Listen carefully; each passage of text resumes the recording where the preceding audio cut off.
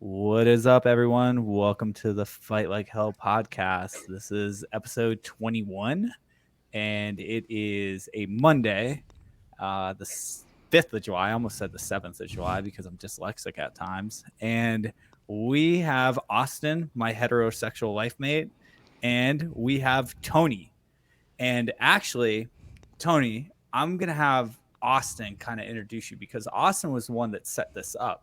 So, Austin, do a little introduction on how you set this up, basically.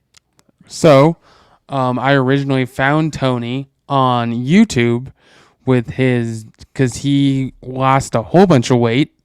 So I saw his YouTube video that was super inspiring. So I decided to reach out to him and see if he would be willing to come on this podcast and talk about his journey. So how's it going, Tony? What's up, man? Thank you for finding me via YouTube. I appreciate that. And thanks for inviting me. Yeah, I'm stoked to be here. Yeah, man. I mean, you've definitely fit the mold of what we're going for here. You've definitely had your struggles and fought through them to get where you're at today. Yep. Definitely, man. Definitely, yeah. And as you guys can see, if you're watching on YouTube, we have his handle down at the bottom. It's Focus Fight Finish. If you are tuning in only on audio, again, that's at Focus Fight Finish. Tony's Instagram is pretty cool. Like, you can actually see some of the transformation. Transition. That's a different Instagram. Today's climate, anything is possible. Am I allowed to call you Mister, or do you go by she, or do you go by her? Or do you, how do you identify before we continue with this podcast? I'm good. Just Tony. Okay. It's all good. Just Tony.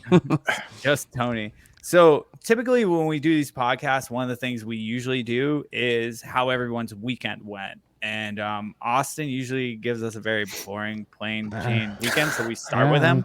So Austin, how was your weekend? Same as usual. I don't really do anything. Usually just focus on business stuff, usually. And actually, you focused on another business this weekend. Only because you were gone. Who ran SOS from me? Friday because you till Sunday? Because you ran off to the woods. Yeah. So I'm gonna ask Tony, what were you up to this weekend? You know, I had a very eventful weekend. Unlike Austin, I got out of the hospital on Friday and then just like chilled on Saturday and Sunday because I'm just kind of recovering. I was in the hospital all week, so it was a nice, big eventful day in the beginning, and then just absolutely just relaxed the rest of the weekend. Yeah, and then you had some big news this weekend happen. I did, Tony. And what was that? I had a gender reveal. My wife and I are expecting our second child, and that child is going to be a girl. And I'm very excited. Yeah, thank you, man. Thank you congrats, very much. Man. You have a girl right now, right? I have a boy right now. You have a boy. Okay, my bad. Yeah. I have a son. So your first girl. Yeah, my first girl. And so girls are supposed to be easier, so I mean, we'll see, man. I don't know. I'm already stressed about it. As soon as I saw that pink confetti come out of that balloon, I was like, I'm gonna end up in jail or something. Like, right. Some boy's gonna come over knocking on the door in like 18 years, and I'm just gonna. Daughter. Yeah, the hell you are. Oh my God! Actually, you know what, Austin? This is the perfect subject. Go to. I'll talk to him for a sec, or we'll bring up the next topic. Go into our DMs that I sent you and Sam today about the. Oh God! It's that seltzer beer and that kid picking up condoms. Oh yeah, I saw that one. Play that shit. I don't know if I'm allowed to play that. You're allowed to play it. It's an advertisement, if anything, and we're not monetized. So well, yeah, we've played other videos, and it's from Nelk, the Nelk Boys. Yeah. Oh yeah. Yeah, it's really funny, and it actually relates to what we're talking about. But while he's looking for that, I already got it. All right, if you're ready, fucking do it. Like, this is actually very ironic. So, hold on. I have to make sure I share the audio. Okay. And then we will get this ball rolling, and here you go.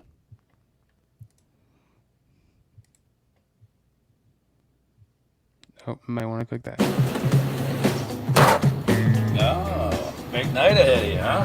That's the plan, man. Yeah, I remember those days. We'll see. Hey, you keep the change, man. Oh, thanks. Good luck.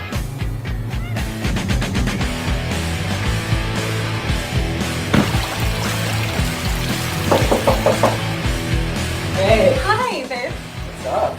You're a little late. I know, I had to pick up a few things. You ready to go? Yeah. Let's do it. Wait, I want you to meet my dad first. Your dad? Yeah. You'll like him. He's nice. For real? You'll like him. Okay. Dad, come meet Kyle. Dad, this is Kyle.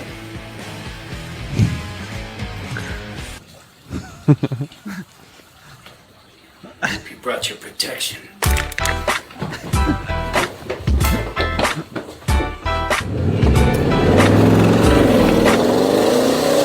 Okay, for those of you that couldn't see that because you're listening on audio, basically the Nelk Boys just came out with a seltzer beer, and what it was one of the guys went to go pick up condoms and a Happy Dad seltzers, and then he went to go pick up his date for that night, and the same cashier that rung him up that was like wishing him luck on getting laid that night is the father of the girl that he's picking up.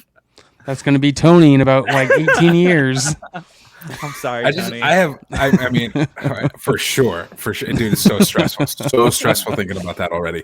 But yeah, it's like she's not even born yet, and I'm already like horrified about her junior and senior year of high school. So, And I mean, you live in California, so it's not like you can get guns. yeah, that's true. That's true. About that video, that guy was a cashier. Now, I'm not shaming anybody. That guy's a cashier at a convenience store, not even a very nice convenience store, and he's living in like a $3.5 million mansion. Well, I mean, he's a drug dealer in the back, of course. There we go. I mean, duh. I did just- not yeah. put those two and two together. That's That's a the very first good thing I thought of. observation. I was like, this guy lives here? Are you kidding me? Maybe. Well, I mean, maybe it's- Tony is also a video expert since that's what he does for a living. So you're probably good at analyzing videos. yeah. I was just the character choices that the Nelk brothers chose. I just really wasn't invested in the story. These are the minds of 26-year-olds, man. That's true. Oh my god. Okay, so you got big news for the weekend. That's great news. Anything else happen for you throughout the weekend, or you said it was a pretty relaxing weekend? Pretty relaxing weekend, man. Yeah, I'm like I'm able to barely eat right now, so I'm just like Jeez. just trying to bide my time until I can get my gallbladder surgery next week, and just so I'm just chilling right now. Yeah, that's actually what I was going to ask. Maybe for our listeners and for your followers or listeners, what were you in the hospital for? So I went in. I was having massive chest and an abdominal pain, and come to find out, I have gallstones. And then one of those gallstones got into my pancreas, and decided to just fuck shit up in there. And then my pancreas was like, "Oh, what the hell?" So then I got pancreatitis.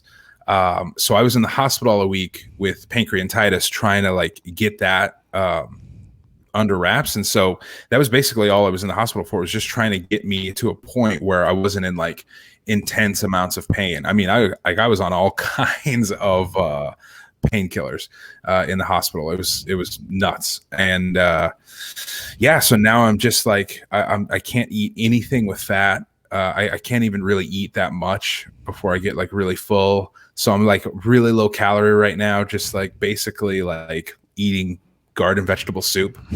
And The fun and stuff. so I'm like super low calorie, and I'm like eating like 1,200 calories a day. So I'm Jeez. like, I am super drained, not doing much, but I have an appointment on Thursday. So hopefully, because long story short, they couldn't take my gallbladder out while I had pancreatitis. They had to wait until I could actually like, my pancreas like calm down, and then they'll be able to do the surgery. So Right. Okay. we'll see. Hopefully, hopefully I get it soon. Yeah. Well, how was your weekend, Rob? My weekend was pretty good. I needed to get out of town for a little bit, and I went from Wyoming down to Colorado. I went to a place out near Vail, and it was called Twin Lakes area. I went and met up with Phil from SOS and Brewer, one of our guests that we recently had on, who's an SOS guy that actually, or no, he's, I hate saying like, how would you? He's a friend. He's a friend of Yes. SOS, and he's a friend of Vigilant and Humble. I don't want to call him a customer. Like he's a really good. He's that one friend. guy that you just He's that hung one out guy with. with a really long beard, and he listens to every single one of our podcasts. So I got to be careful how much shit I talk about him. But no, he ended up linking up with us too. We did some hikes. ALY, Austin, you can say her name. That's his service dog, Allie. Who is sleeping right now, so I'm trying not to wake her up.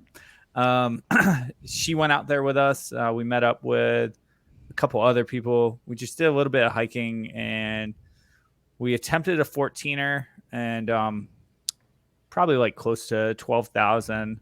One of the people in the group, I'll keep them nameless, ended up getting blisters really bad. So we turned back. We made a decision at the beginning of the hike that whoever was the weakest link, like whether it was my dog or any of the other guys, we turned back. And yeah, at a certain point, like one of the personnel was pushing themselves beyond normal because they have never hiked at high elevations before, and we're sleeping at like 10,200. So it was already like you get up to go piss, and just walking across to go piss was like laboring. Like it was rough. It was not an easy hike. It was super crowded and a little bit annoying, and then signal fucking sucks, so I couldn't do anything with Save Our Six. So all the advertisements that ran this weekend, anything that got pushed onto Save Our Six was compliments of Austin from Vigilant and Humble, who I appreciate. Yeah, and that was essentially my weekend. Just a lot of hiking and a little bit of hockey today. Nice. Okay. Yep. And then speaking of hockey, we're going to do a little bit of a hockey update on the NHL, and then we're going to get into Tony's backstory. So those of you who are following the NHL, we are in game number 5 in 2 days from now, I think. Yeah, because game 4 just ended. Yeah, game 4 just ended tonight, probably about like 30 minutes before we went on the podcast. The Canadians won, so people like Sam and fucking Canada are celebrating like. I mean, it was about time, because if they didn't win, they would have been an open and shut. Yeah, they would have been swept. But here's Phil from SOS's theory on this, and I actually believe this. Tampa Bay won the Stanley Cup last year, and they have a chance to win it again this year. Last year, they won it in front of a crowd of 0 because they were doing the whole entire like COVID lockdown bubble shit. Right. So they didn't get to hoist the cup in front of anyone. You're already up 3 games. They've dominated the shit out of the Canadians so far. Why not just fucking screw up one game so you can come back home for your next game and potentially win it on home ice in Tampa, and then a Super Bowl and a Stanley Cup is won in the same fucking year in Tampa. Thoughts? What do you guys think? I mean, yeah. I mean, Florida is just killing it. Yeah. I mean, I would say from like an athletic perspective, there's no fucking way someone's going to throw a game. Like there's just no like that. You don't give a shit. You put too much time and energy into those. Those players don't give a fuck where they win the game. They just want to win. There's no way. They get paid either way. Well, now I say this knowing shit. I don't know anything about hockey. I don't know any. Was Gordon Bombay there? That's my extent. That's my extent. I have no. Charlie Conway, was he on the ice? No. This one of the Mighty Ducks. All right. Well, then I'm out. I don't know shit. Mighty Ducks. Gordon Bombay. Very, very good. Yeah. Well, I'm a hockey player. I still play like sponsored hockey. I play Wounded Warrior hockey, and then the other guy Phil, he's a hockey player too. So we kind of analyzed it this way, that if any game was going to be lost this series, it was going to be that one. And on the flip side, I can definitely agree with you that athletes, at a professional level, probably are out there to do their best and win the fucking game. But I just kind of find it a little ironic that they beat the shit out of them every single game, and then this one game goes into overtime and they lose. I don't know. Like it was But it pretty wasn't a close. blowout though. But all the other games have been blowouts up to this point. But So we'll move on from hockey. And Tony, tell My us man. about you, man. Tell us about you. Tell us why Austin was interested when he found you. So Austin, I'm assuming, watched my weight loss documentary, which I called Obese to Marathon. It is basically the story of me going from 406 pounds to finishing my first marathon. And there's a lot that goes in there. There's a lot of craziness, but yeah, that's my that's been my journey so far, is starting morbidly obese and then just slowly through over the last like 2 years basically losing the weight and then doing my ultimate goal, which was the marathon. yeah, and then you're training for something else now. Yeah, right now I'm training for a triathlon. I mean, you could say I'm training. I'm not really doing anything. Right now you're not currently. doing anything, but Yeah, I'm barely doing stretches right now. But yeah, in a few weeks I'll kick back up again. My training for my triathlon. I'm doing the Malibu Triathlon in September. It'll be September 26th down in Malibu. And honestly, it's like the distance isn't that far. It's not like an Ironman or anything. right. It's just it's a classic distance my big concern with this is the open water swim. When Do you think like rock? Dude, now I do, which is crazy. I don't know why I never realized this, but like when you're obese, you literally, like, someone could try to drown you and you're not going down. Like, you are your own flotation device. It's insane. And so I am like trying to swim now, and as I'm exhaling my breath, I'm like sinking in the water. So I'm like basically just having to relearn how to swim at this point. So yeah, that's kind of where I'm at with it. And then is this triathlon open water swim, or is it? Yeah. So I'll be in the ocean. Okay. With the Give us those distance too. And Austin, can you pull up those pictures that we had talked about? Because I want to show people this transformation. This is I already got them. Incredible. From what was that? What's that? 406 to 245. And there's his Instagram page as well. And a great quote by David Goggins there, my man. You are in danger of living a life so comfortable and soft that you will die without ever realizing your true potential. Fuck, I love that quote. Oh my god. Yeah, and speaking of David, I'm currently doing the audio version of his book. Me too, man. I'm on like my 8th listen. I'm not even kidding. His audiobook is way better than the actual like book. I read the book, but like the audiobook is way better because it's more of like an interview podcast. Yes. Yeah. Than just reading it. Yeah. You get his feedback on his whole situation growing up. Absolutely. Yeah, the podcast or the audiobook is incredible. Absolutely incredible. And so for the distance for the triathlon, it's it's a half-mile swim. Okay. And then a 17-mile bike ride, and then a 4-mile run. So like, I could do 4 miles is nothing. 4 miles is nothing. 17 miles, like all these distances are nothing on their own. It's just the thing. It's like we're doing them all together in a timed event, compounding them. Yeah, that's where I'm like, oh man, especially after this open water, like out in the ocean. I don't know, like whatever the tide's gonna be, all the other swimmers there. I'm gonna be in a wetsuit. Sharks. Yeah, dude, sharks. Now, big fear. Yeah, no. And just do you start plan cutting people as you swim by them? Right. Slice. Do you ever see yourself in the future doing an Ironman? Absolutely. Yeah. I see myself in the next 5 years doing an Ironman. 100%. Yeah, that's the main goal here is like being able to to finish an Ironman. I'm not trying to like win any races or anything. Right. But I want to finish. I want to finish, and I'm probably going to do multiple. I'm already addicted to cycling. I love cycling. So much fun. It's the best thing in the world. It's incredible. I love cycling. I love running. I'm not the biggest fan of swimming anymore now that I'm trying to like do it technically. See, I want to learn. I want to start running, but I just like I suck at running so much that it deters me so much to start running. Well, you know what's crazy, Austin, is everyone sucks at running.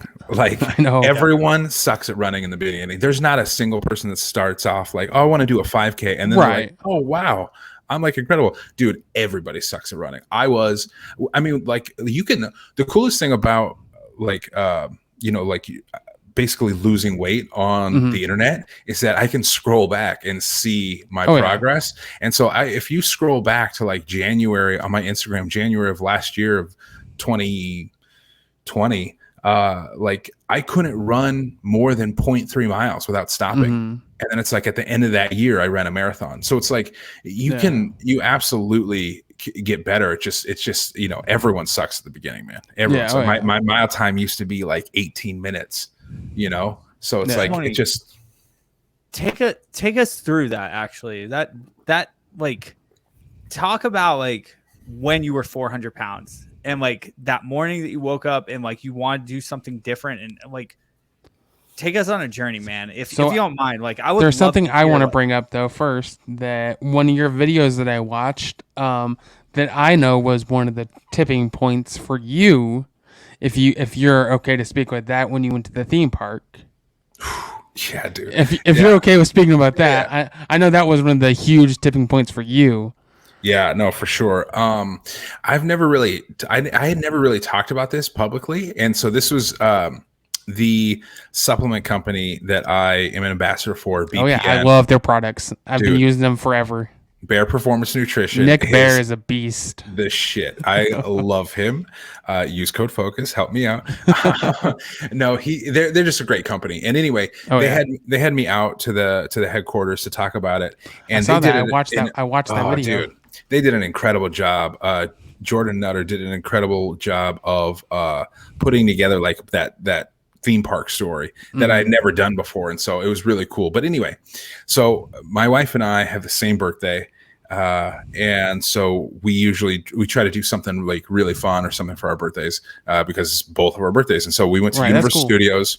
We're huge Harry Potter fans. I went there 2 years ago.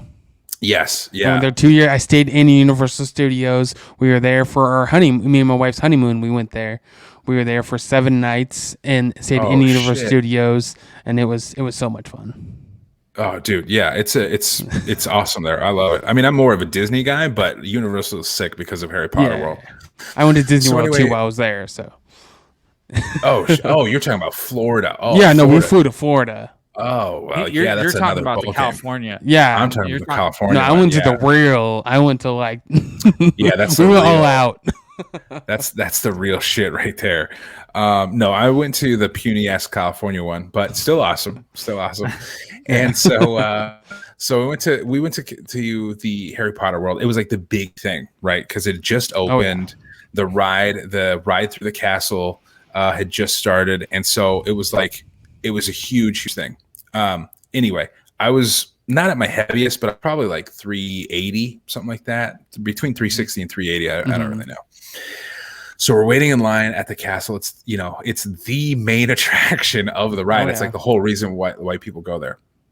I'm in line for probably an hour and a half, and we finally get up to the ride, and I'm stoked. And I see that the ride is one of those fucking pull down across your chest type rides, which is like only second worst to the one that like clamps in the bar that goes across two people that clamps in. That one's the worst. But so I sit down, and right away I can tell this seat was not made for someone my size. Like there's an absolute, as soon as I sit down, I'm like, oh fuck, this is going to be one of those things.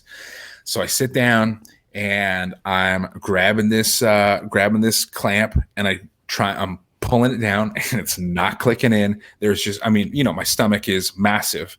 my tits are massive, so I just can't fucking pull them down. I can't pull the clamp down. So I'm pulling and I'm pulling. Universal employee comes up and is like checking the seats and stuff. I'm looking at my wife like, this is gonna be a problem. My wife is super skinny, so she able to clicks it in, no problem. And so the employee comes up, he starts helping me. He can't click it in either. He calls another guy. So now I got two grown men trying to shove my fat into this fucking sardine can so that way I can click into this ride. They're two shoving it, me pulling at the same time. I'm sucking in as much as I can. And then one of the guys just looks at me and he's like, hey man, I'm sorry. I don't think it's going to happen. And it's like, dude, at that moment, it's just like, it's so fucking humiliating. Like it is the worst feeling. Like I just even thinking about that again makes my stomach hurt. Like I feel nauseous now just talking about it. Cause it's like, no one wants to go through that. Nobody wants to go through that. And like it's my wife's birthday. It's my birthday as well, but it's my wife's birthday. She was so looking forward to this ride. And now I'm getting kicked off. Obviously because she's coming with me because she's awesome. Right. So we get off the ride and now I have to do the walk of shame past everybody to the exit.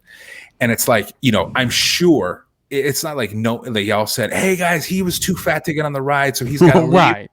But it's like they all know why I'm walking off this ride. Yeah. There's no secret, right? So I'm walking past everybody. We get into the exit.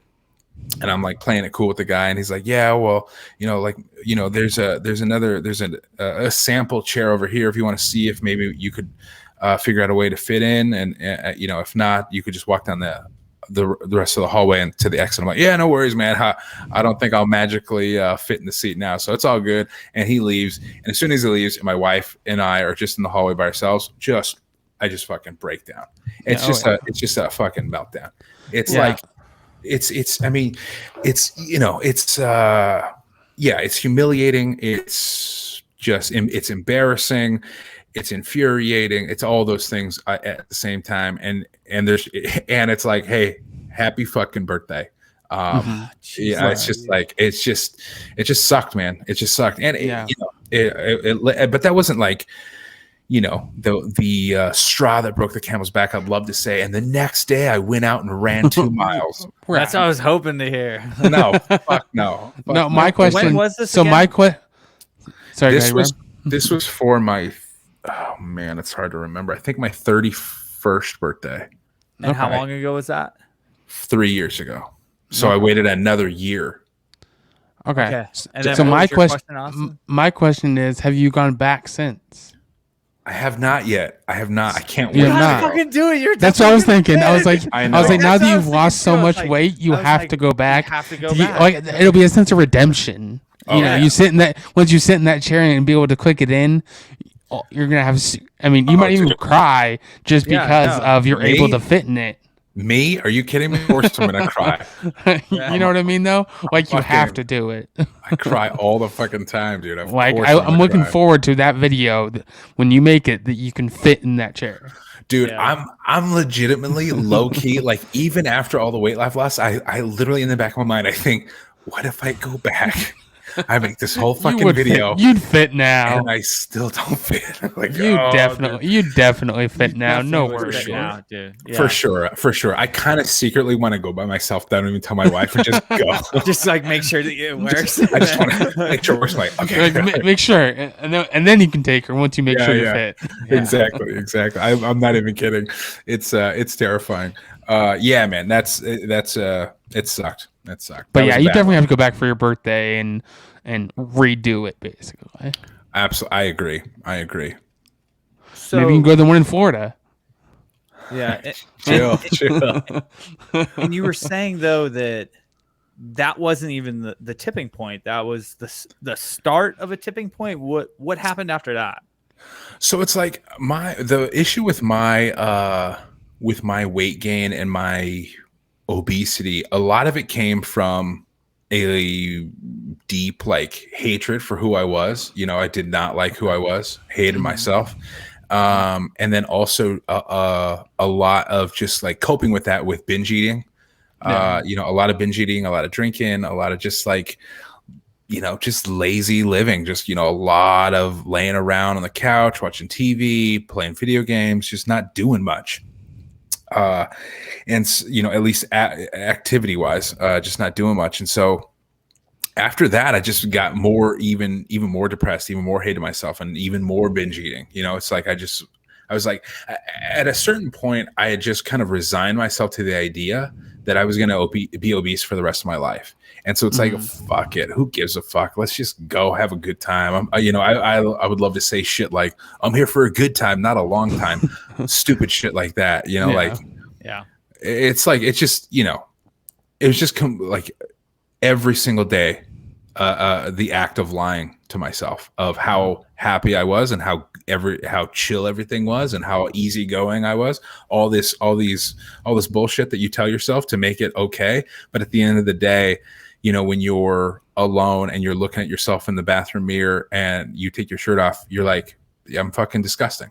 Like I feel disgusted with myself. And so, it just took me a long time to get there. But I really didn't feel the need to make a change until I had my son, until my son was born. Because for up until that point, it was just a lot of self-pity, a lot of pity parties, a lot of like, well, the world was just not made for people my size, and it is what it is, and there's nothing I can do about it. I've tried all the diets, and none of them work, quote unquote. And I just, that's just the way I thought about it. How tall are you? I'm 5'10", with aspirations to be 5'11". Yeah. We're both like 5'8" with aspirations of being 5'9", I think. I want to be. I have aspirations to be 6 foot. I don't know what you're talking about. Yeah, I guess I want to be 6 foot too. Who wouldn't? That would be sick, man. How do we get fucked on this? Like that's something you can't change. Like I know. I can't you want to change my Tom height. Cruise it, like, and wear little platform shoes. Platforms, yeah. I knew a guy in high school who wore platform shoes, and it was Stilts, so embarrassing for him. Right? Yeah. It's like, hey, man. I don't know. You be you, but at the same time, I was fat as fuck, not being me either. So right. I don't know. We all have insecurities. Yeah, exactly. Yeah. We like, really I'm just gonna walk around in stilts for the rest of my life. Yeah, that's like something you can't really change. But dude, when you're telling your story, man, like, God, dude, like, there's, like, first off, like, I was trying not to get teary-eyed because, like, your story is fucking powerful, man. Like, and I feel like there's still more that I want to dissect with you about it, because the way I look at it too is this honestly reminds me of listening to like David Goggins' story, and he's one of your inspirations. It's just the inspiration. Okay, there you go. The inspiration. And what I'm getting at is there's someone right now listening to us talk about this who maybe also hates themselves. Like, I'm going to try not to cry because, like, there's someone out there right now who thinks they fucking suck and that they're not going to be anything, or they can't do this, or they can't do that.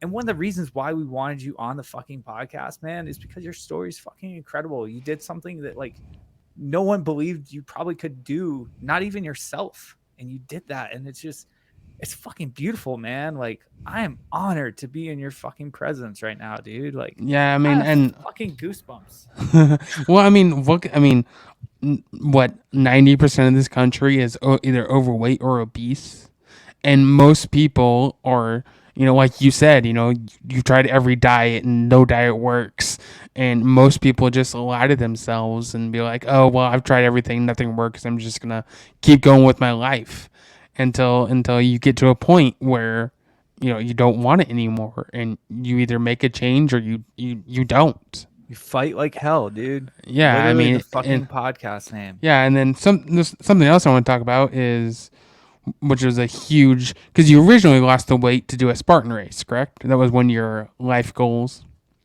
Yeah, so I, my weight loss story is like kind of fucking muddy. It gets all over the place because there was a time in my younger 20s where I had lost 100 pounds for my first Spartan race ever, but I was I was young, and then that's an embarrassing story as well, because I had lost all this weight, Spartan Race heard about it. They put me in their book called Spartan Up. They put my I have that book. I've read that book. I am in there. I didn't realize you were with. I've read that book. So I recently just finished 75 Hard. Nice. And that was one of the books I read. And it was the second time reading that book. But yeah, I didn't realize that you were in it. My weight loss story is featured in it. I'm on page like 119 or something. Oh, I'm gonna but yeah, so they put me in this book called Spartan Up. Joe DeCina reached out and we talked, and then he put my story in his book, which was fucking amazing. Right. Yeah. And then, a year goes by and I gained all the weight back. And so I think at the time I was probably like 26 or something. And I'm like, fuck, man, I'm in this book and now I'm back at 380 pounds. Like, this is fucking bullshit, man. Like, this is never gonna end. So that when I had lost all the weight earlier on my life and then I gained it all back, that's really when I was like, fuck it. Like, what am I gonna do? I already tried. It didn't work. Right. I couldn't maintain it. So it is what it is. And so when I like this version of myself, the version that I've made this public, the initial goal was to lose weight for my son's first birthday. That was the first thing. The Spartan Race came second. And so I had 100 days before my son's first birthday. I had just finished David Goggins' book, and I had texted my wife after I finished the book, and I was like, hey, listen, if I start tomorrow, I have 100 days before Ryder's birthday, and I want to lose 50 pounds for that. So I'm going to fucking go. And so then that day, I mean, that's again, the cool thing about it. You could scroll back on my Instagram and see when I posted that video, that first night, I'm holding my son. I got my wife on my side, and I'm like, today's day one. I got 100 days. I want to do this. And this is the journey. And then from there, I just took off. I just took off from there. So yeah, and initially it was my son's birthday, and then after my son's birthday in July, I started training for a Spartan Race in December. Wow. To get back to Spartan and start trying to redeem yourself from the first one, basically. Exactly, trying to right that wrong for sure. Yeah, and then after that, you did a marathon. Yeah. Let's talk about that journey. Yeah, man. It's that whole year. So 2020, when I started, obviously, who the fuck knew 2020 was going to be what 2020 became? Oh my God. But at the beginning of that year, I thought, okay, like if I dedicate a full year to running, like I think by the end of this year, I could do a marathon. And so that journey taught me more about myself and about, what I had in me than anything I had done before. And so like you were saying earlier, Rob, like, if there's someone out there that hates themselves, like, man, you just got to pick a big fucking goal and work for it. And when you accomplish that, you're like, holy shit, like, what do I hate myself for? Like, I can do fucking anything. Yeah. And that marathon really helped me, like, no matter how fucking deep in depressed you are, you can always dig yourself out if you're willing to do the work. And it doesn't have to be something as big as a marathon. It could just be fucking making your bed every day. Like whatever your goal is, just make it and then start working towards it. Yeah. And something I want to touch on that is a lot of things are having, like, you have your wife, and having a support system is huge. I'm sure, especially for you and your weight loss. If you didn't have your wife, and you probably wouldn't have nearly as much, I mean, you still might have success, but I don't think you'd have as much success if you don't have that, because you don't have that support system. You don't have someone there, to push you forward every day. No, man, without my wife, I wouldn't have the success in my career that I have. I wouldn't have the success in my weight loss that I have. Like, literally, she supports me through everything. Like, I used to be unemployed. Like, she, we were just living on her teacher salary, and like, she just always believed in me. And so oh man, the support from my wife has been invaluable to anything that I do with my life, whether it's weight loss related or not. So yeah, that's been huge. So finding someone Just find your perfect match. But eHarmony.com. No. yeah, if you just find your soulmate, that's all you have to do, and then That's easy. then you can go achieve whatever you want. No, if you just find a friend or a family member, somebody that you can lean on, especially when it gets tough, and that you can just be open and honest with. Like, my wife has seen every breakdown that I have. It's not like I'm filming my whole life for YouTube. Like my YouTube videos and my Instagrams, or I try to like cultivate it enough to where it's like I show people it's not all sunshine and rainbows. Like, I definitely have hard days, but I also, there's some personal moments that when I'm having a breakdown, like my wife is the only one, literally family included as well. My wife is the only one that sees that, because I trust her more than anything. And having a person like that is fucking huge. Right. Yeah. No. And so how long have you and your wife been married?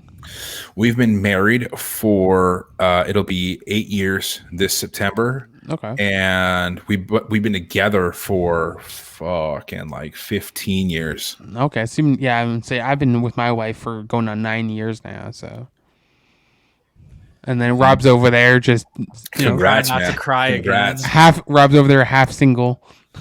Half single. Yeah, if you ever listen, anyone that listens to our podcast knows the fucking saga. He's half single. Had a girlfriend, didn't have a girlfriend, have a girlfriend. I think I have a girlfriend right now. But yeah, no. But I think you hit a key point though, because it's not necessarily having that girlfriend or whatever. Like for me, it's been my parents, and like, having them in the background telling me, how proud they are of me for like starting my own business, for serving in the military, for this competition, that competition, like whatever I'm doing, like whether it's Wounded Warrior Hockey, whatever it is, you don't necessarily have to have that girlfriend, but you do have someone that you should be accountable to, I think, and someone that you can share your ups and downs with, like those falls, because it's not like the fucking movies, man, where like you figure it out in like 2.5 hours over a 3-week or a year span, or whatever the fucking movie's set up as. Like, this is life. You're gonna start working your way up, and then you're gonna fucking fall on your face, and then you're gonna have to either lay there and be like, okay, like I can't do this. And, maybe you're going to lay there for a day or two, but you need to get back up and keep fucking going. Like, the only way to better yourself is to do stuff that you are doing, Tony. Like, example, you're a fucking role model, essentially. Like, just your story is amazing. And, going into that in a little bit more depth, actually, talk about like how you were moving your body when you're, for lack of better words, when you were that heavy. Like, how did you start? Small. How tell us like the baby steps, and maybe add in some nutrition facts. Like, what was that starting point? What it looked like, and how frustrating was it? Like, break it down for us. Yeah, no, for sure. I mean, when you're 400 pounds, every movement hurts. And like, I had dislocated my knee 3 times. My right knee over the course of my life. So my right knee's like my bad knee. I had back issues. I had sleep apnea. I was pre-diabetic. I had high blood pressure, like fucking everything under the sun. I was going down. Right. And so I just needed to start. I knew I needed to start something and somewhere. And so like literally in the beginning, I used a lot of what I learned from the first time I lost weight. The first time I lost weight, or in my early 20s, I had a trainer, and I just thankfully just retained a lot of the stuff that he taught me. Mainly because I didn't want to pay for a trainer again, because it was really fucking expensive. And well, especially with YouTube nowadays, I mean. Oh, dude, YouTube is dude, real quick, a 2-minute excerpt on YouTube. YouTube is the most like untapped resource. I gave myself a filmmaking career off of YouTube. I like literally, if I was on set and they're like, "Hey, Tony, we're using this camera today. Do you know how to use it?" And I'm like, "Of course I know how to use it. I'm going to go to the bathroom real quick." I'd go to the fucking bathroom for 20 minutes and I'd watch a YouTube video, how to use this camera. And then boom, I guess what? I know how to use the camera normal now. So it's like, it's dude, YouTube. I fucking love YouTube for that. So anyway, yeah, I would YouTube a lot of workouts. But at the beginning, to be fair, I wasn't doing any like intense stuff. I would literally, most of my workouts consisted of me going into the sauna for 20 minutes. I would listen to a podcast. I would listen to music. I'd listen to David Goggins, and I would just I would sit in there for 20 minutes, do some stretches, just kind of like move around. My body would heat up. I would start pouring sweat, and then I'd go right out on the elliptical, and I would do like 20 minutes on the elliptical. Very low impact for my knees. I would do a slow pace. I would be watching videos. I watched a lot of like Nick Bear videos, a lot of inspirational. Dude, he's amazing. And finding these people that I looked up to was a big motivator for me. And finding like these heroes of mine, the Iron Cowboy James Lawrence is one of them. He's a fucking monster. You got to run with him. Dude, yeah, that was incredible. Jocko Willink, David Goggins, like all these guys I fucking look up to in a big way. And so, I would just watch their videos while I'm doing the elliptical for 20 to 30 minutes. So it would feel like nothing. I'd go right back into the sauna for like another 10, 15 minutes. So my body is just burning like massive amounts of calories. I'm pouring sweat. I'm feeling good. And my knees aren't hurting. And so that was basically like the first 2 months maybe of my weight loss was just sauna and elliptical and maybe walking on the treadmill. Some weights, some weightlifting, and to be fucking real honest, a lot of the early stuff that I'm doing, like if you see on my Instagram, if I'm doing anything with weights, a lot of it was just for Instagram. So I didn't just look like I was doing the exact same thing. Like I would try to like, okay, I'm going to do like, I see people doing kettlebell swings. I don't know what the fuck a kettlebell is. Let's try it. And so I'm doing it for the gram, as they say. And and so I'm doing, I'll do it for a few times, get a video out of it, and then set it down. Like, fuck, that is hard as hell.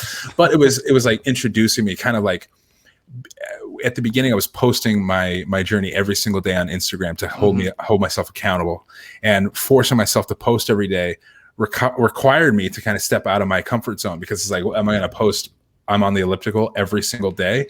It gets a little boring. And so that's it forced me to get out of my comfort zone in the gym and hit some of those other weights that maybe I wouldn't have done otherwise. And so yeah, man, that's kind of how it was moving my body. It was a really slow start, and that's what everyone doesn't realize. I get a lot of questions every day on Instagram or on YouTube about, I want to start. How do I start? I can't even run a mile. Like should I even try? And it's like, bro, I couldn't run a mile for the first like 6 months of my weight loss journey. Like like that's not what's important. And running a mile is not what's important. The only thing that is important is being in a caloric deficit, frankly. And if you want to be, if you want to work out and stuff, then just do what is fun, do what you enjoy already. And then as you go, incorporate some other things like I was doing. I was incorporating kettlebell and then found out I fucking fell in love with kettlebells. And so, it's there's not one big, you don't have to take a huge leap into weight loss. You can ease your way into it. The biggest thing is the nutrition, and that's what I knew early on from all my failed attempts before. I'd always like enjoyed going into the gym. It was always the nutrition that got me. So I knew right from the beginning my most strictest rules for myself were going to be on nutrition. And so that's why when I started my 100 days, I started 100 days, no cheat meals, no nothing, zero give, like 100% in. And that's what I did as far as nutrition goes when I first started. So, and not saying that everyone has to do that. I feel like for me, that's what I needed at that moment. Right. And then, what about when COVID hit? Because I know that a lot of people made excuses, COVID hit, the gyms are closed, I can't go do anything. And that happened right in the middle of your, weight loss. So how'd that affect you? Dude, people will find, if people are looking for an excuse, they will fucking find one. Oh yeah. COVID was the perfect perfect excuse for people because and you heard it all the time. It's like, oh, don't feel bad if you're not attacking it during COVID, if you're not, getting after it during quarantine. This is like that. Oh, dude, fuck that 100 Yeah. times. Fuck, Yeah. That's not me. Went ham.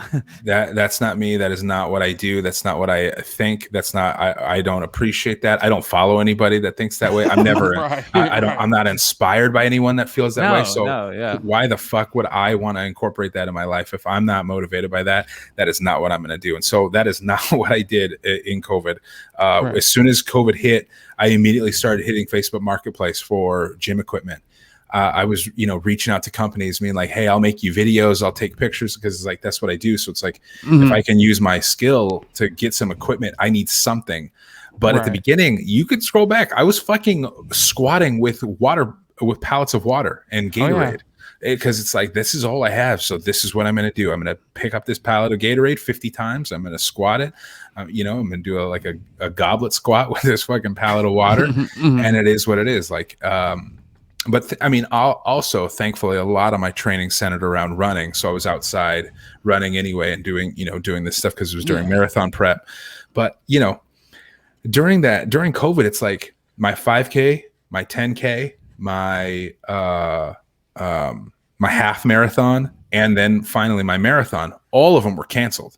So it's like, all this shit was canceled throughout the year. So like so many other people would have just been like, well, it's canceled, I'll just get back to it next year. It's like, a distance is a distance. It's just because I'm not getting a t-shirt and they're not going to be like a bunch of people there playing songs from the 90s to like amp up people to get across the finish line doesn't mean I'm not going to go run this race. So I ran all my races on the day that I was supposed to. Like the day that I signed up for the race, I did my 5K, I did my 10K, I did my half marathon, and then did the full marathon as well on the day. That was very important to me. It's like I'm not missing that date. Like that date, December 6th is the day I'm doing a marathon, whether I'm doing it in a sanctioned marathon in Sacramento or I'm doing a fucking marathon in my backyard. I'm doing the marathon. So it was never a question for me when COVID hit. There was never a question. The only question I had is how am I going to get it done? Not like if I'm going to get it done. Yeah. And you had some complications leading up to your marathon. And how'd that affect your marathon? Yeah, man. I'd gotten injured. I was great with running. With my body, I was great. Training up to the half marathon was phenomenal. I was probably in the best shape I'd ever been. Well, definitely I'd ever been. But I felt the best. It was like everything was working perfectly. And then it's when your miles start, amping up from like 25 to 30 miles a week, and I started hitting like 40 miles a week in running. It's a lot on your body, and my body started, breaking down. And I think one of the biggest mistakes that I had last year was, that hardcore mentality is a blessing and a curse. And there were days where I should have taken a rest day, but I had that, voice inside of me that was like, don't be a bitch. You have 6 miles to run today. You're going to run 6 miles, get up, get your shoes on and go do it. And that's where I'm now approaching things differently. And I still have that mindset, but I'm also like, okay, obviously rest and recovery is very important. And I don't want to get injured. Because so I had gotten injured a few times after that half marathon between July and December. I did, a few times. And then like 11 days right before the marathon, I had a foot injury that had been bothering me for a while, but then probably like 15 to 11 days before the marathon, it was brutal. Like I could barely walk on my foot. And man, I didn't know what it was. I didn't know if it was a broken bone, if it was like a torn ligament, what it was, but my left foot was killing me. And plantar maybe. Yeah. So that's what the doctor thought it was. And then when I went to my podiatrist, the day after my podiatrist didn't think it was plantar fasciitis. She just thought that I had really bruised a bone and bruised this cluster of ligaments on the outside of my foot. And she said, if I could jog the marathon, that I could still do it, but that, there's a chance that I might, seriously injure my foot. So like take it easy. And if it is really starting to hurt, like you should stop the marathon. I didn't, and it was really hurting during the marathon, but I was just like, there's no fucking way that I'm going to do all this all year long and then stop at mile 18 because my foot is like in excruciating pain. Like if I could have taken a shot at cortisol, I would have, like, just to get me across the finish line. I don't even care at that point. I just wanted to finish. So, yeah, man. Yeah. It was injury ridden, but we figured it out. Yeah, man. I mean, you still came through and you still did a marathon. You did, just a little more than a marathon, actually. Yeah, that's so. At the end of the documentary, I sit down and I reveal that I'm a fucking idiot. And when I was running, this is the problem with like doing your own race. When I was running, the way I'd set up the course was stupid. Anyway, I had to pass my family and run out like 0.3, turn around and run back the last 0.3, and that would have finished the 26.2 miles. I had messed up the math somewhere because when I ran out, I was delirious, and so by the time I'd passed my family, I was like, "Shit, was I supposed to run 0.3 or 0.4, or was it?" It wasn't 0.5. I had no idea. So I just kept running because I was like, I don't want to get to my family and then have it not be a full marathon, right? And so I run out and by the time I turn around, I'm running, I'm looking at my watch, and it's, I hit 26 miles and I'm like, fuck, I only have 0.2 left, but I can't even see my family. Like they're way down there. And I'm like, I fucked this up so bad. So I hit 26.2 miles. And I look down, my family's at least another 0.2 away. And I'm like, this is so stupid. Like how did I do this? I completely overshot it. So now I'm running further than a marathon. Yeah. But it's like, I say in the video, it's like, I have a camera crew with me filming the thing because they were filming for BPN, Bear Performance Nutrition, paid this camera crew to come out and film the marathon because they were going to do this video for me. And so, I have this camera crew on me. All my friends and family are waiting at the finish line. I can't just like start walking and be like, no, guys, trust me. I finished the marathon. I finished it back there. I'm just going to walk up to you. Back there. Yeah, I'm exactly. tired right now. Exactly. I'm not going to walk up to my fucking family. So, I'm just like, okay, I guess we're running, 26.6 or some shit like that. And,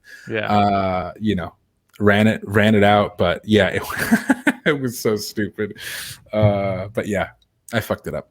Dude. So I, growing up, like I was always a runner. And when I was in the Army, I was a runner, always been a runner. And I don't run anymore now, but I've done one marathon. And it was an ass kicker. It was an insane ass kicker. And I think I've already told the story on the podcast, so I won't go into great detail on it. But it's, going something over, 26 miles for running, it fucking sucks. Like it's a lot of work. But at the same time, like one of the things that I observed during training, and you're becoming an avid runner, an avid cyclist, and you're gonna get to swimming. You're gonna figure this shit out. No, you don't like it right now, but your mentality is trained to figure this shit out. Unless you get eaten by a shark. I mean, like I said, just cut everyone around you. Just slice some motherfuckers. You'll be good. They're bleeding. Anyways, it's just, you kind of eventually get into a flow when you're running. Like if you can, one of my buddies that trained me before I went into the Army told me this quote that I use today, even when I go running or if I go on a really, really long fucking hike. Free your mind and your ass will follow. If you can just fucking free your mind, your ass will follow. You start moving those legs left and right. And then another big thing for those of you who are getting into running, and maybe you could attest to this, is keep your eyes on the horizon or slightly up. Because if you start dipping your head down, so like, listen to this. This is someone talking normal because your airway is open. If you start looking down when you're talking, what's it sound like? You don't have the same lung capacity. A lot of runners or inexperienced runners will do a thing where they tuck their head to look down because they're tired of running. As you can hear in my voice, it's changing because I'm not allowed to have the same amount of oxygen because I'm closing partially off that airway.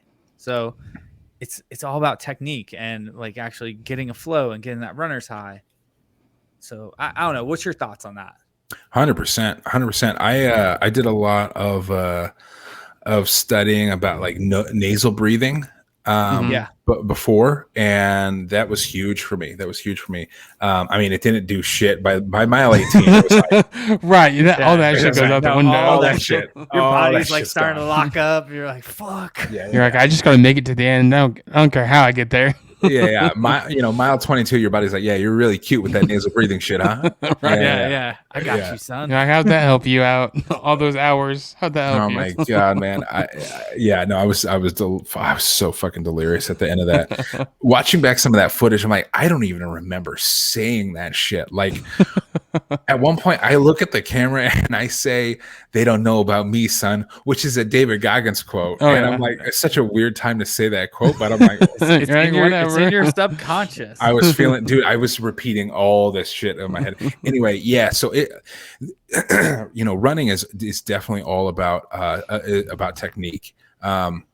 I'm still working on becoming less of a heel striker. That's a main reason why I got so injured along the way, as I was trying to switch into a more minimalist shoe to strengthen my foot, at the same time not correcting my running form enough, and so I was heel striking like a motherfucker, and in a less cushioned shoe, it was just not a good combination at the same time.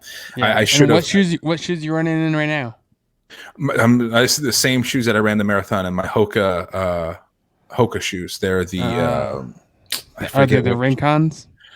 Yeah, maybe they're thick as hell. Thick as hell. I mean, the only reason I know about those is from Nick Bear, because that's what he was running in. I don't run the same ones. So let me see. No. Hoka, I can't remember, honestly. I think they're the Hoka Cliftons. Okay. But yeah, I mean, Hoka, the One Ones are really good shoes. Yeah. The One is a little narrower, and I needed a little bit wider. And so, yeah, that's what I ran in. Those are the shoes that I have. The Hoka Clifton 7s are the shoes that I ran in. The marathon, and I still run in those. They're awesome shoes. I've loved those shoes. Yeah. And when it comes to something that you were talking about earlier, I used to be a personal trainer back in the day, and one of the things I would always try to instill on my clients was, it's not about just the gym, it's not just about your diet, and it's not just about your rest. It's about taking those three things and diversifying them or spreading them out into like 33% increments. So, yeah, you do need to work out, but you don't need to fucking work out all the time. You got to give yourself time to recover. And then on top of that, you got to be replacing the muscle fibers that you're tearing with, healthy foods, obviously. With that being said, take us through when, obviously, like, you're recovering from your hospital visit, you got your surgery coming up, but what is a typical week like when you're feeling healthy? Like food-wise, rest-wise, run-wise, train-wise. Take us through that. Healthy week, 6 days a week, I'm working out. Okay. So, now it would be 2 days are cycling, 2 days are running, 2 days are swimming. Just for the triathlon. And then I'll usually, especially like on the swim days, usually the swims are like only 30 minutes, or even on a shorter run day. Some of I'm only training to run for 4 fucking miles. It's nothing. It's nothing. That is like literally nothing. Yeah. So like some of my run plans are like, oh, run 2 miles today, and it's like 2 miles. That's not warm up. That's not all I'm doing today. That's not all I'm doing today. So it's like, I'll do my 2 miles and I'll come home and I'll do, a lot of kettlebell work, or some, just different ballistic stuff in the gym. I have a tire and I have a mace. I love to get stupid with those and start throwing things around and slamming things. That's a lot of fun. So I'll do something fun, after a run. So that's the training wise, that's my typical week. Food wise, I usually have a post workout smoothie, which is just my BPN protein, and then some fruits, a banana, some chia seeds, some hemp Hurts. hemp hearts. Thank you. My brain shut down. I got you. I told you, as it gets later, my brain's going to shut down. Some hemp hearts, and so that'll be my post workout smoothie. My breakfast is usually oatmeal with a bunch of different stuff in it, whether it's like PB Fit, or sometimes I'll throw protein in there if I didn't have a smoothie, a bunch of different fruits, honey, that kind of stuff. Or I'll have egg whites, peppers, chicken, and spinach. I just kind of change those two up. Lunch and dinner, to be honest, are like almost always the same. It's almost always a cup of quinoa, about 8 ounces of chicken, and broccoli or spinach. And that's what I have for lunch and dinner basically every day. And then a shit ton of sriracha. Like too much sriracha. Hot sauce. What about supplements? Any type of supplements? I take them all, baby. Let's hear some of those supplements. So my supplements, I absolutely do not mean to sound like a BPN commercial here. And the other thing that I say is, like, as someone who represents a supplement company, you absolutely do not need supplements to lose weight. Like that's like the biggest thing. A lot of people reach out to me like, "Oh, what supplements do I need to buy to lose weight?" And it's like, none of them. What do you work? You got to put in the work, the nutrition, and the fucking rest. Yeah, and then the supplements can enhance things, and they can help with recovery time, and they can add muscle, but they're not going to trim you down. Yeah, and then stuff that used to be able to trim you down, like it's illegal. It's all illegal because people were dying of fucking heart attacks from it. Right. Yeah. Good old fen. Shout out. Good shit, you know? Yeah. Thankfully, I never got into that. I wasn't old enough. But if I was old enough, if I had adult money, I would. I'd be dead. I'd be fucking dead. All the fentanyl, just all of it. Man. Man. So anyway, as far as supplements go, so with that disclaimer out, that I don't want to sound like a commercial, but also you don't need these, but also I take all of them. I have my protein.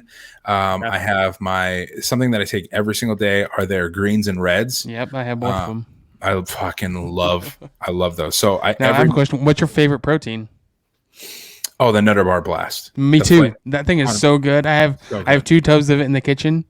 I mix that with some peanut butter or the blueberry. The blueberry is really good. Blueberry is really good. I use the blueberry protein for pancakes or like baking recipes. Yep. And then I use my Nutter Bar Blast if I want to have sludge. Yeah. I don't know if you make sludge. Oh yeah. Yeah. Put some bananas on there with some fat-free Ready Whip. Yeah, the sludge is incredible. For those of you that don't know, it's like basically I'll just take 2 scoops of protein, put it in a bowl, put a little bit of water in it. You could use almond milk as well. I use almond milk. You can use almond milk. I refuse to use regular milk. Hey, you know your boy's trying to keep it as caloric deficit as possible. I was like, you're going like really lean on this. Yeah. I throw a little water in there, and then maybe like half a banana or something like that, some granola. Some Ready Whip you could throw in there as well, whatever it fits in your macros. Mix that up, just add a little bit of liquid at a time, mix it until it gets to a consistency that you like. It's like a slide, like a mousse almost. Yeah, and it is so good. It tastes like you shouldn't be eating it, but it's so good. Anyway, and it's healthy. So I have my greens and reds, and I have my strong multivitamin and my strong joint pill, all through BPN. So I have those 4 in the morning. And then I'll also take I'll also take a fish oil with that as well. It's not BPN. I just get it from Costco. I don't know what the brand is, but how dare you? I know. And he lost all his sponsorship. How dare you? I am not sponsored. I do pay for my BPN stuff. Because I'm an ambassador, I get a code through them, but I do still pay for my shit. Yeah. I wish that'd be sick. One day you'll get there. One day we'll see. So then after that, I have at night I'll have my I forgot midday. I usually take my In Focus, which is like it's basically like a cognitive enhancer. It's like a little bit Like of a caffeine. Yeah, exactly. And so I have that in the middle of the day. It really helps me avoid like that, fifth cup of coffee or whatever. But yeah, I'll have that midday. And then for workouts, I will have, depending on the workout, if it's like a strength workout, I'll take Endo Pump and Flight. That's the only thing I do not like from them is Flight, just because Really? it's carbonated. Like to me, Carbonated? like to me, it tastes like it's like sparkling or carbonated whenever I mix it. Oh, And it really? Just doesn't, I just don't care for it. Yeah. I think, Flight's hit or miss with a lot of people because sometimes some people, like my sister, can't have a lot of Flight. She gets kind of shakes with it, but I've never had that. So yeah, I stack it up. That All was, the scoops, dude, all the scoops. That was some Endo Pump, and you are set for a killer workout. If I'm doing an endurance workout, I don't use Flight. I'll use In Focus and Go One More. Yeah, their endurance supplement. Like you could honestly see in my runs when I started using Go One More in my runs, because like I could my paces got better. I could just keep running faster because or keep running for longer. Yeah, I don't know. It just kept me refueled really well. If I could only pick one thing, I would take that now. But yeah, so that's what I take for working out. And then the only other thing that I take is the only other thing is the creatine. Creatine and my BCAAs, and then that's it. But that's basically everything that BPN offers. So 200 supplements later. And the thing is, those things work well when you're actually doing those types of exercises or giving yourself time to recover. So those of you that are listening that want to get into this, like I have a couple friends who are overweight, and they've been asking me, like, what supplement can I take? Like, what protein is going to help me lose weight? I'm like, no. Like, it's all about caloric intake versus caloric like deficit. Like, what you're actually doing towards, you need to burn more than you're actually putting in your body. Yeah. So you can't out train a bad diet. Exactly. Dude, so this is a prime example. So my brother-in-law just texted me literally today. Hey, I need the 411 on BPN products, the good and the not so good. And so it's like literally I get messages like this all the time. Like where do people start with like supplements? And I said, basically all the products are great. I have all the products. I love the flavors. I also don't think that every single supplement that they offer is necessary for you. It just depends what you're looking to do. If you're looking for like overall health or maybe building strength or endurance, I would recommend different products. I basically take everything, but like I said, it's super not necessary for you specifically. It really just depending on what you're looking to do. Like that is literally what I'm texting my own family members. And so that is absolutely what I recommend to everyone. It's like you don't need everything. Yeah, absolutely. You could use it, but you don't need everything. Really focus on what you're looking to do and go from there and build from that. And supplements aren't cheap, so I mean, there's no point in buying good stuff. Supplements aren't cheap. You can you can buy cheap supplements, but you're getting a lot of fucking Amazon supplements. No. So good supplements aren't cheap, so pick wisely and don't feel like because you don't buy everything. Like when I first started, I did not buy everything. Like the only thing I started with was my greens and a pre-workout. Like that was all I got. Oh no, and protein. Greens. Yeah, I started with protein. That's it. Yeah, greens, protein, and a pre-workout, and that was it. Those three, and I would say protein's definitely important. Your greens are really important, especially if you're not big into vegetables. A pre-workout non-stim if you're worried about like heart palpitations or you get a little bit too hyper on the stuff. And then the fourth one that I think is optimal and you're still like not going deep into the supplement world is BCAAs. That way you're working a good multivitamin's important too. good multivitamin as well. And as Joe Rogan says, make sure you're getting your vitamin D and zinc, so that way you can prevent COVID, I guess. but yeah, no, you don't need all the supplements out there to do it, and it starts with those 3 things that we've discussed multiple times, which is your work, your rest, and what the fuck you're eating. So Yeah, I mean, because like I said, you can't out train a bad diet. You can't go run 10 miles and eat 2 pizzas all the time and then expect to, lose weight. It's not going to work. I mean, I can. Well, no one asked you, Rob. Fuck you, Rob. Yeah, fuck you. I have those the skinny guy over there, If I look at 2 pizzas, I'm out of my deficit. Dude, there's something that I wanted to bring up, but you were in the middle of explaining something, and I went and looked it up. Well, you were talking about something because you hit something. One of your I guess, for lack of better words, insecurities. You were saying that you're worried about like going back. Do you listen to Joe Rogan at all? Oh yeah, big time. Okay. Did you listen to the recent episode? It's probably about it was on May 4th with Ethan Suplee. Yes. Dude, I listen to Ethan's podcast. Ethan has a great podcast called American Glutton. Okay. Shout out to Ethan Suplee. Yeah, dude, because he struggles with that too. Like he's gone back and forth. He's lost hundreds of pounds and then put them back on. And I don't know, when you were talking about that, it made me think of that. So I guess if you already heard the episode, that's really good. But I was like, fuck. I was like, I'm gonna show him. I was hoping he hadn't heard it so I can tell him everything about it. I can touch on that a little bit though. Like it is a real fear. Like I will still have nights, like it happened a couple months ago, where I woke up in the middle of the night, like having a nightmare, thinking I was literally having the dream that I had woken up and I had just realized that over time I'd gained all my weight back and I was back at 400 pounds. And in the dream, I was wearing my Relentless shirt that I ran the marathon with, and I was 400 pounds again. And I was in my dream, I was like coming unglued, like I was losing my mind. And then I woke up and I had to like get up and like take a lap around the house to like calm down. It was a fucking nightmare. And so it's still something that I worry about.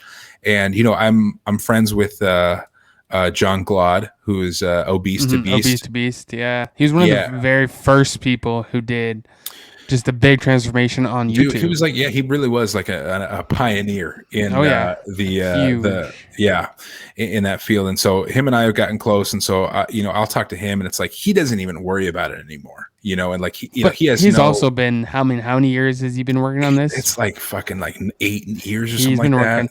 Because, I mean, originally when he did his loose skin video is when he went viral and he went on Ellen and everything. I mean, he went viral when he did that video. Yeah. And so, I look up to him in the sense that I can't wait till I get to that point where it's like, it's no longer fear. It's just become a normal life. And right. I am who I am. And it's just, my obesity is in my past, and it is a part of my history, but it's not something that I'm constantly worried about. Right. It's not who you are anymore, dude. I'm still worried about it. And so, I'm excited to get to that point. And that was a great podcast. If you're going through weight loss ups and downs, I cannot recommend that Ethan Suplee Joe Rogan podcast enough. It's such a good insight into someone who also, by the way, has all the resources you could hope for. Oh yeah, in the world. Like literally has all the resources in the world that most people, most fucking working class people like us are not going to have access to. And so if he's struggling with it, it's like that just shows you how fucking hard this thing is. It's for him, it was psychological. A lot of it too. It was a lot of like body dysmorphia and just not believing that like he was gonna ever like stay this way, because he was always known as the fat guy, from Remember the Titans. And my name is Earl. Yeah, exactly. So I hope you're able to get past it, and or like just know that like what you're doing right now is like, look in the mirror, dude. Like you look fantastic. Like, Thanks, man. fuck. That dude, that body dysmorphia is real though. I'll look in the mirror. Yeah. I looked in the mirror on fucking for the just the other day. I looked in the mirror like for something. Maybe it was Father's Day, and I was like putting a shirt on. I was like, oh God. This does not. I do not look good, and it's crazy. It's crazy. It's like, bro, what are you talking about? Like, just Right. like You used to be relax. You used to be huge. What are you talking about? You're wearing a 2X shirt right now, and you used to wear a 6X. Shut the fuck up. You know, it's like just shut up. Appreciate where you're at, but it's hard, man. It really is. And then there's something else I wanted to bring up is because you probably have loose skin, right? From losing so much weight. What are your thoughts on that? Do you plan on getting surgery, or you gonna leave it how it is and just live with it, or what are your thoughts on that? You know, everybody's different. You know, I gotta respect, like John Glaud's decision to keep his loose skin. I understand why he's doing it, and it makes complete sense to me. And he's a fucking beast for doing it. I will be chopping this shit off as soon as humanly possible. I have a compression shirt on right now, right? Which is like, you know, it just keeps the skin in and from like shaking all over the place. But yeah, no, the skin's there, and but I'm not ready for it. I still have more weight to lose, so you know, more fat separation from the skin is required for me to be a good candidate for it. But eventually, I will definitely be. You're like, fuck this skin, it's out of here. Snip, snip, snip, snip. No. Whatever it takes. Yeah. Yeah, I mean, because Ethan Suplee had that had loose skin surgery. Oh yeah. I mean, but the only bad thing I see about that is the horror stories like he was telling, with the loose skin surgery. Yeah, I mean, it's, you know, I mean, with any surgery, there's going to be issues and complications, and like there's a danger to it. But for me, I want to do it. It's worth it. I feel like it's worth it for me. But that's me saying this now. When it gets there, I might have a completely different, you know, outlook on it. So yeah, I mean, and he was saying in that podcast that he even gained a lot of like 100 pounds back after he got the surgery. Right. Yeah, that's brutal. You know, so I mean, that's a whole another mental level, you know, that you're going through with that. Yeah, I can't even imagine. So, okay, so we're going to wrap up your backstory. I want to ask you one final question. What do you think is your biggest accomplishment so far from your weight loss journey? I mean, getting my health back. Like having your health is more valuable than any paycheck, anything that you could go buy on Amazon. It's more valuable than anything. Having your health is, and like, you know, I don't want to be too dramatic about this last week in the hospital, but like being in the hospital I was in there for 6 days, and being I was in a fuck ton of pain, more pain than I'd ever been in, and being, you know, just literally on the loop. Every 3 hours I was getting 2 milligrams of Dilaudid just shot up straight in the veins. And it's like, man, this is the life that I was leading towards. Like, this is where I was going, like needing some type of open heart surgery, some type of bullshit that, you know, could have been prevented with you know, diet and fitness. And instead, you know, ending up in the hospital. Thankfully, I wasn't there for that. It was just gallbladder and pancreatitis. But like, it makes you think, like, I am so thankful to have the health that I have. And, you know, when all the nurses would come in and look at my low heart rate, they were like concerned. They were like, whoa, your heart rate's at like 55. I'm like, no, that's normal. My resting heart rate's very low. It's all good. I've trained endurance for endurance. So like that's good for endurance athletes. Yeah, I mean, at least someone my size for sure. And so like, I you know, I'm proud of that. And so I'm just, you know, getting my health back and the knowledge that I've done literally everything that I can to ensure that I'm going to be here as long as possible. Like, who knows, I might still get hit by a fucking bus one day, but at least everything that I have control over, I've done for the, you know, betterment of my wife and kids. So I think that's what I'm most proud of for sure. As far as like overall, if I had to pick a specific moment, the thing that I'm most proud of is I did a video. It's an old video, but it's like my first. I think it's my first 6K or something. I ran 6 miles at Huntington Beach, and it's the first time I'd ever run anything like that. Like, before that, all I had ran were 5Ks, and so running 6 miles was like, holy shit, this is like another ball game. And so on the day that I was slated to run my 6 miles, it was raining, and so I was sitting in my car, and I was just like, am I really gonna go out and do this today? I could easily go run tomorrow morning and do my 6 miles tomorrow, but I'd already hyped myself up all day. Like, today's the day I'm gonna run 6 miles. I'm gonna run further than I ever ran before. And I just got out of my car and I did it. And at the end of that run, I was so fucking proud of myself. And it was just 6 miles. I had a lot more to go to do a marathon and all that training. But it was like, at that moment, I was like, yeah, I can push through. Like, it was cold, it was dark, it was raining. I am soaking wet, and I still did what I said I was going to do. And that moment for me is like, I feel more emotion about finishing that 6 mile run than I do about finishing the marathon. Honestly, like that. Yeah, I mean, because that was your first big accomplishment. Right, exactly. Yeah, and I yelled at, like, now looking back, it's a little cheesy, but like I let out this like scream, like I just screamed at the beach by myself in the dark. Yeah. But I was so fucking proud. I don't know, man. Like that to me is like, I'll watch that video again. I just watched it recently because it just hypes me up, and it just reminds me of what I'm capable of. Right, and I think I'm gonna say, my favorite thing from David Goggins is that, motivation is bullshit. Mm-hmm. I mean, self-discipline is, what it's all about. I mean, because you're not like, because I'm sure there's been times where you haven't been motivated at all. 100 times. All you wanted to do is just go back and sit on the couch and do nothing. But it's that self-discipline that gets you through. Yeah. Austin, pay attention to this for your next weekend.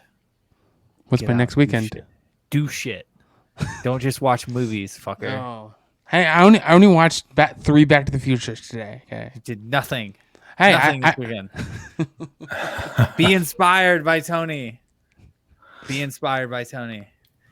Hey, so yeah, I think everything that you're hitting on is an excellent point. And then something about Goggins. One of the things that he constantly talks about is there's mornings he'll get up and it's shitty out, and he'll stare at his shoes for like 30 minutes. Like, fuck. Yep. Like, do I really want to do this? And that is the most hardest motherfucker out there. Like, I don't know a single person, maybe Jocko right, is somewhat comparable, but David Goggins is like psychotic with his work ethic. And for the most psychotic person that I've ever heard of, even has those moments where the motivation isn't there, but it's all about, I guess, trusting the process, and just, you got to fucking do even what you don't want to do when you got to do it.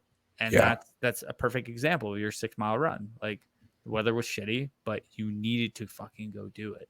Yeah. So for those of you that are listening, it sucks at times. It's, oh man, I out of the 6 workouts that I do a week, I would say I feel like doing 2 of them. You know what I mean? Like, I'm hyper and I'm excited to do 2 of them. And that's usually just my cycling workouts. I'll never complain about going on my bike and going out for a 15-20 mile bike ride. Like, that's awesome. Everything else is like, oh God, I got to do this again. But it is what it is. You just have to separate. In my mind, I separate the emotion from it. I don't think about whether I feel like doing it or whether I don't feel like doing it. I just know that I have to do it. And so you might as well just get started. I treat it like a work meeting, because if you start treating your meeting. You're just gonna not show up to a meeting with your boss. Like, no, like you're gonna get fired. So you have to go to these meetings with your boss. So my boss is the gym, and I have to show up to it. And I might have a poor performance. I might, have a terrible presentation or whatever. Who cares? I at least went and I was there. If I walked through, if I was just a zombie through the whole workout, then I was a zombie through the workout. But I at least showed up and I did what I said I was going to do. So that's kind of how I look at it. Yeah.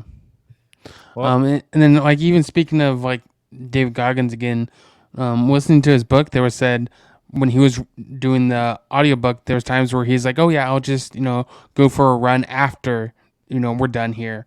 But then he's like, no, I have to do it in the morning. Right. Like he's like, I don't have time. I'm going to have to do it in the morning, even though he didn't want to.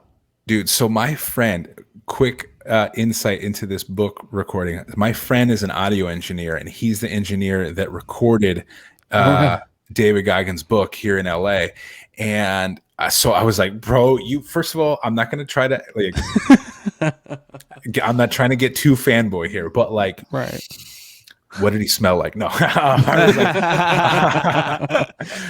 was like, so is he like, who he is like out in the world?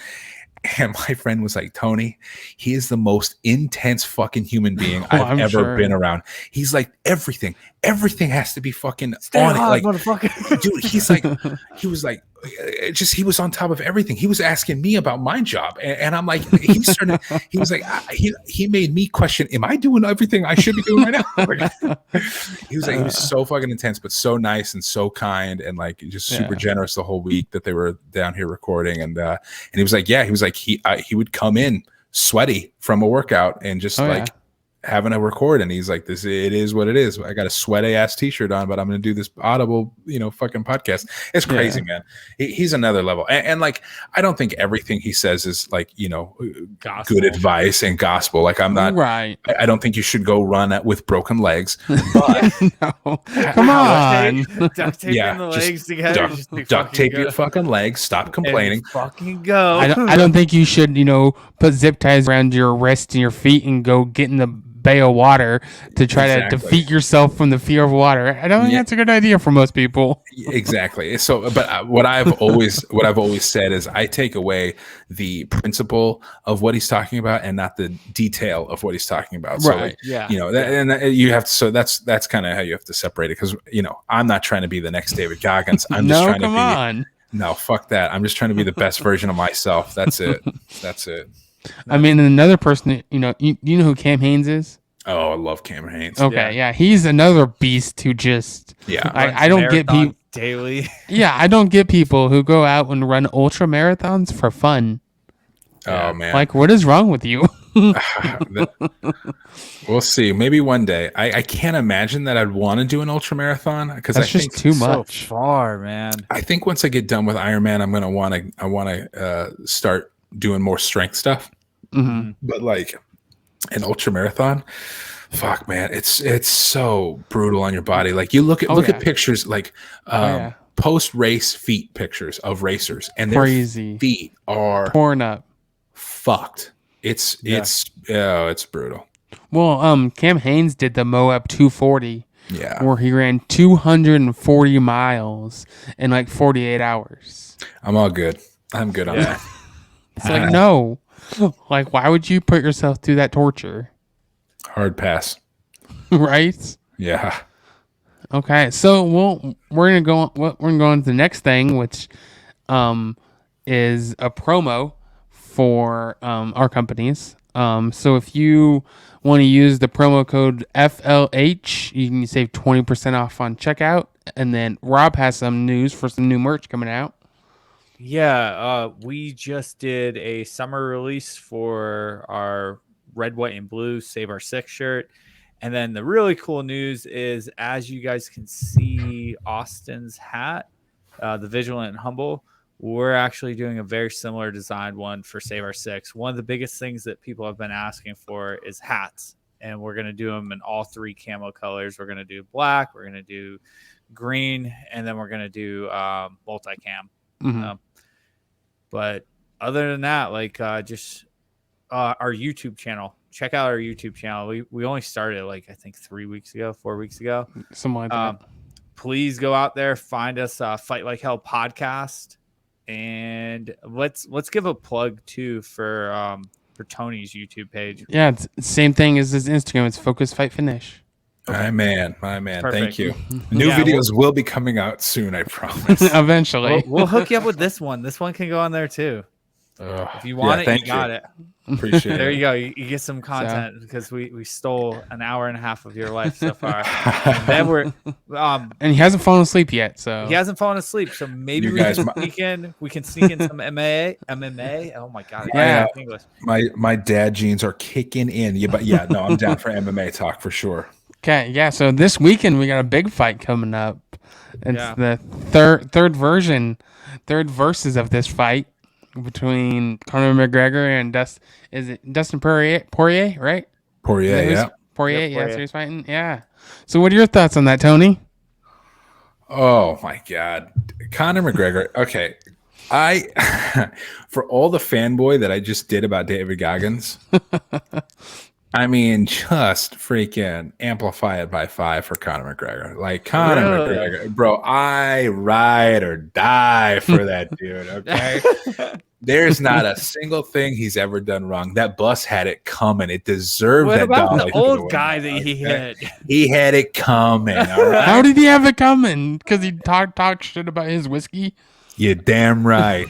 Because you know what? It's not even that good, though. Okay, now you have it coming, all right? I was going to say, you know why Austin doesn't like it? On our St. Patty's Day episode that we did, we got wasted on it, and this asshole threw up. Like we drank way too much of that.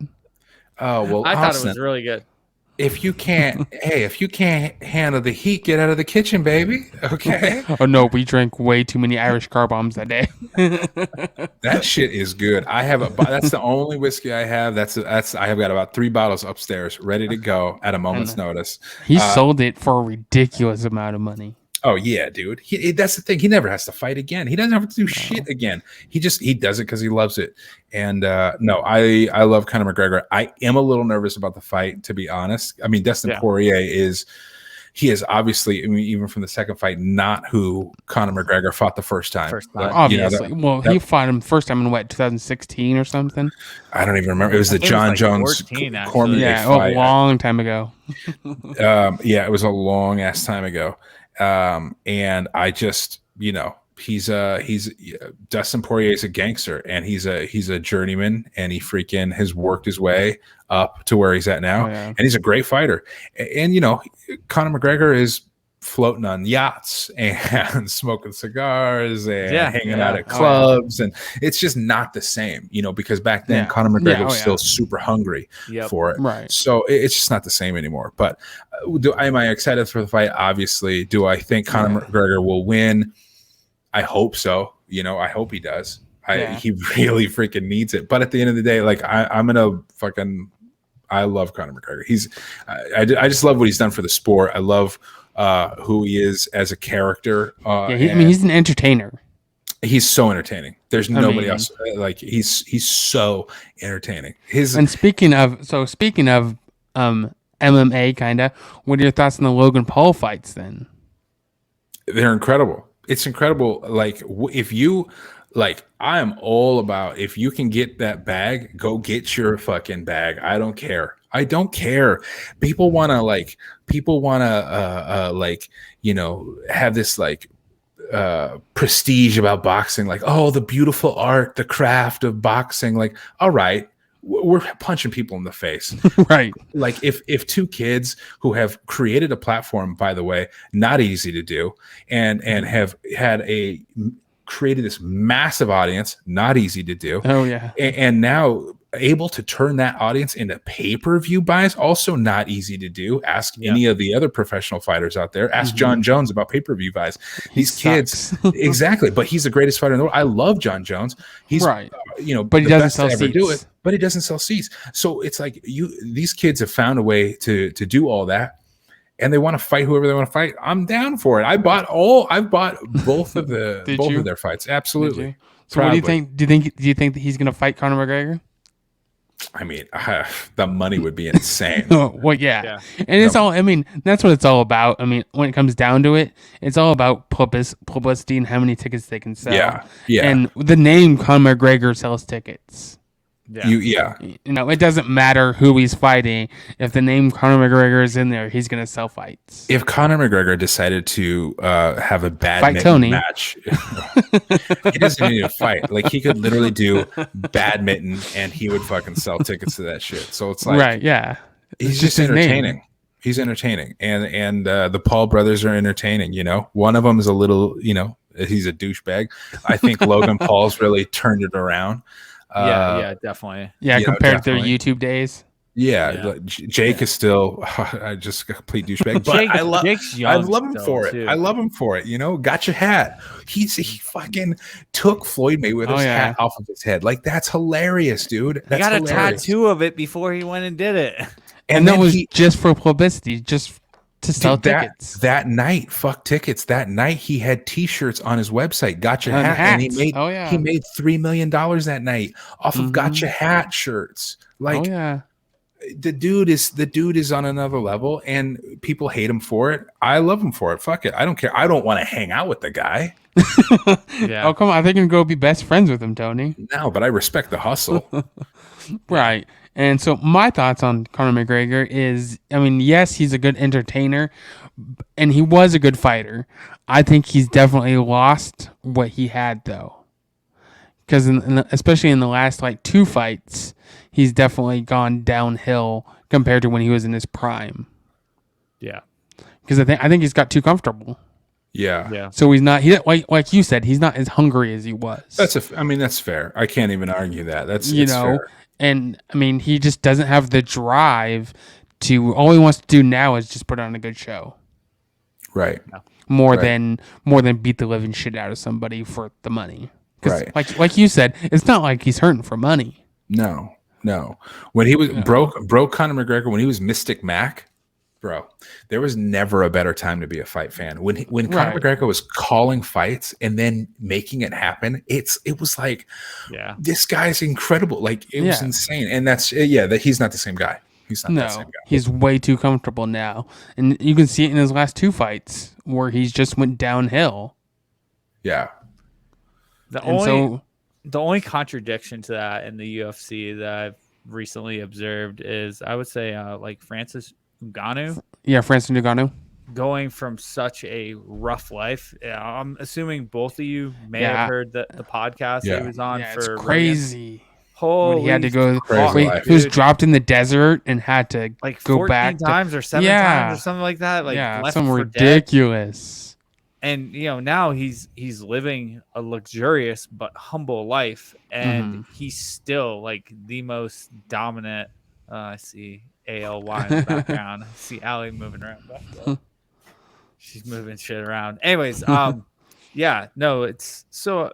I guess I will say the only thing is, like, Francis Ngannou, while he's living the life now, the level of living the life Francis Ngannou is living versus the level of life Conor McGregor is living. there's a it is big like difference. that's Oh, a, yeah. I mean, there are levels to being a millionaire. Yeah, You but you know, also got to like- look at the price tags between Francis Ngannou and That's what I'm saying. It's like, Conor McGregor.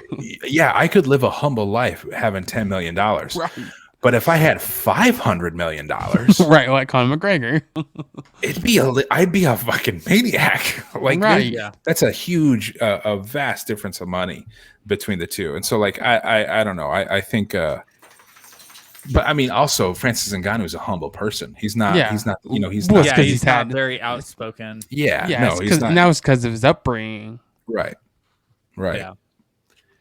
So, boys, you guys want to get into some ATI and wrap this up? Since Let's yeah, do it. man. I mean, before Tony falls asleep on the mic over there, you Dude, know. I'm ready. I'm I just looked at the ready. time and I'm like, holy shit! it's We're almost 2 hours in. midnight here. All right, let's jump into these. I'll get the first one. Okay. All right, for those of you who are first time listeners, this is a part where we kind of we do would you rathers. Some of them might be vulgar, so if you're sensitive about shit, probably tune out. Like, this is where I tell my parents to stop listening. But if you're not, and you're a friend of Tony, and you want to hear his answers, here we go. We're gonna start. Unless you're Tony's family, also stop listening. There you go. Give the disclaimer. Tony's family, do not listen to this part. We're gonna start soft, and we're gonna get into some harder ones. All right. Would you rather know how you will die or when you will die? Tony, lead off. Oh fuck, that's a hard one. These are all hard. I would rather know when I will die than how I would die. I feel like if I knew when I would die, at least I could plan for and like accept it. Like I've to a certain extent, I've already accepted that I'm going to die, so I have a lot of acceptance around death. But I would stress the fuck out if I knew it was just like car crash. Right, I'm never getting in a car again. Oh, exactly. Like no, Right, I don't want feel that. you there. Yeah. Yeah, no, that would be a lot of stress. That's almost like you guys remember those movies? What was it called? Final Destination. Yes. Oh, yeah. Yes. Like, it'd be like that. Like, Those movies freaked everybody out when those came out. Yeah, Because they're just freak situations that happened. What do you got, Austin? I think I'm gonna go. Originally, I was gonna go with the first one of how you will die, because like Tony said, a car crash or something. I'm never getting in a car again. But I think I'm gonna go with the second one of when you will die, because at least you can live your best life up until that point. Yeah, I was gonna go when you're gonna die, because I would just ride it out until that very end, and just go insane doing crazy shit. Anything you wanted to. That last couple of weeks, because like fuck it, you're dying at the end of this week. Oh, dude, the day before, there's some motherfuckers in my life that are getting punched in the face, 100%. Including Austin for something he said earlier. I don't remember what it was. I'm just gonna go shoot Rob. I'm just gonna go attack Rob with his weakness. All right, next question, Austin. Read it off. Would you rather speak to animals or know other people's thoughts? Speak to animals. Oh, Yeah? do you know how fucking cool that would be? Yeah. To be like, what up, cheetah? And just have a cheetah as the best, or have a gorilla. And then it's gonna say it's gonna eat you, and then you're screwed. No, but if you could talk to it, it'd be like, well, what the fuck? This guy's talking to me, and it would freak itself out. Dude, if I could have a friend gorilla, forget it. It's over for Friend everybody. Silverback. Dude, I'm such a yeah. Anyway, speak to animals for sure. What are you gonna pick, Rob? I'm gonna do the same thing, and I also find it ironic because in one of my interviews I just did for something we might be talking about on a future podcast, some pretty big news I might be able to share in the near future. One of the questions I got asked in an interview was, if you could be any animal, what would you be? And I just sat there for a second. I was like, fuck, like this is a test, obviously. Like, first thought was I thought was maybe shark. And I was like, yeah, but they're only stuck in water. Like, that kind of sucks. And they get killed by orcas. I'm like a jaguar. And the guy's like, why a jaguar? I'm like, well, they can kind of like go off and do their own thing. They can be stealthy. And then they can come in town and just snatch whatever the fuck they want and then leave. And they roll solo. And yeah, I'm all about the jaguar. So. What about you, Austin? I think I'm gonna go with the first one as well. I'd rather speak to animals. I mean, if you know everybody's thoughts, you're gonna get a lot of trouble. A lot of trouble. Yeah. Imagine if you knew all your wife's thoughts. Or if everybody knew my thoughts, I'd be in a whole bunch of trouble. Yeah, that's true too. All right, next question. Would you rather be ugly but smell amazing, or be handsome / beautiful but stink? Oh, that's a good one. Yeah. I honestly think I'd rather be I think I'd rather be ugly and smell really good. Mainly because I feel like that cute, like being cute is only going to play so long with chicks. And at a certain point, it's like the chicks are just gonna be like, hey, you fucking stink. Like, get out of bed. Like, I think I'd rather be ugly. I mean, yeah, for sure. Yeah. What you got, Austin? I think I'm gonna agree, because I mean, I don't want to stink all the time. I mean, who wants to be around the guy that stinks? Yeah. Now, Rob over there, what are you gonna pick, Rob? You know exactly what I'm gonna pick. I'm very shallow. You'll eventually learn. Like, I kind of have an ego. Yeah, I'm gonna go with maintain my good looks and just. Oh, maintain. Oh, maintain, he says. Oh, look at this motherfucker. Maintain, he says. Interesting. Interesting. Okay. He thinks he's good looking for some reason. Okay. My DMs definitely approve that. All right. All right. Yeah, the week I said I had broken up with the girl that I was talking to, I don't think I've gotten so many fucking DMs in my life. Like at one point I opened it up, there was like at least 26 DMs for girls that were just like, oh my God, I can't believe she did that to you. You know, if you need anything, you know, here's my number. And I'm just like, Jesus Christ, maybe I should be single more often. So I'm gonna stay with ego and yeah, I want to look good and just smell bad. I'll figure it out. I'll take lots of showers. All right, next question. You got it? Oh, here we go. This is a hard one. You can read this one, Rob. Oh, this one's kind of fucked up. All right. Every time you come, you would either fart, or every time you fart, you'll come.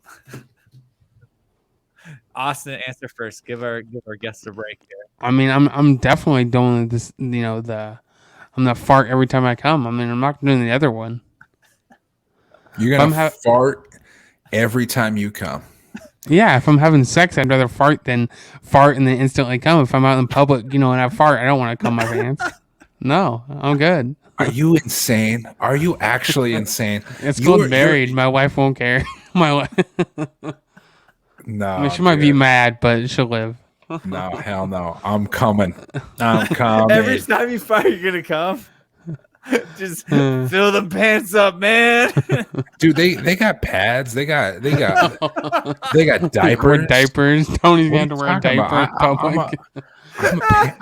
I'm a parent. I figure out wet situations all the time. Oh shit! This is easy. Are you No, kidding? fuck Kevin. He wants to come every time he farts. Nope. I'm sorry. The best feeling ever. I get to have that every time I also fart. No, but what if you're in public though? He doesn't give a fuck. He's wearing diapers. Cares? I'm wearing diapers, Austin. I'm wearing diapers. I'm relieving gas, and I'm feeling great. You've made me cry in this podcast twice. Oh Jesus! What are your thoughts, Rob? Oh, I'm not like that, Tony. You're fucking crazy. I agree.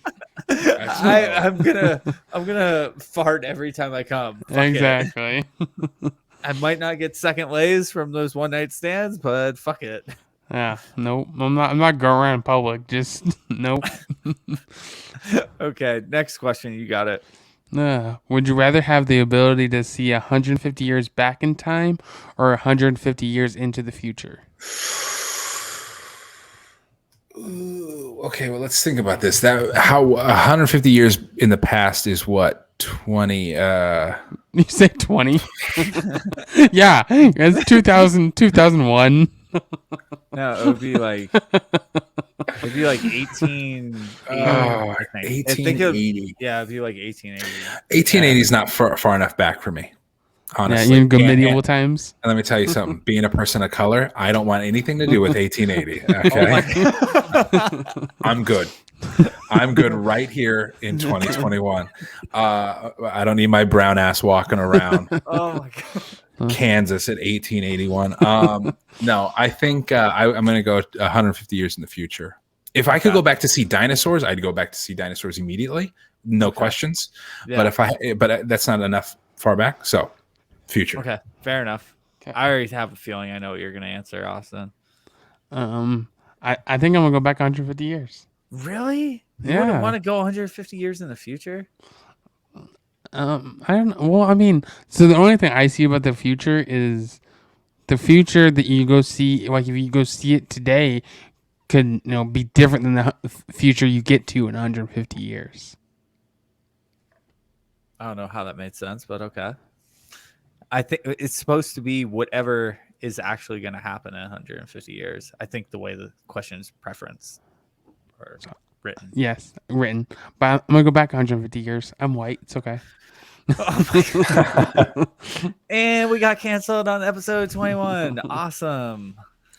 No, You had a good run. You had a good yeah, run. we had a good run. We had a good run.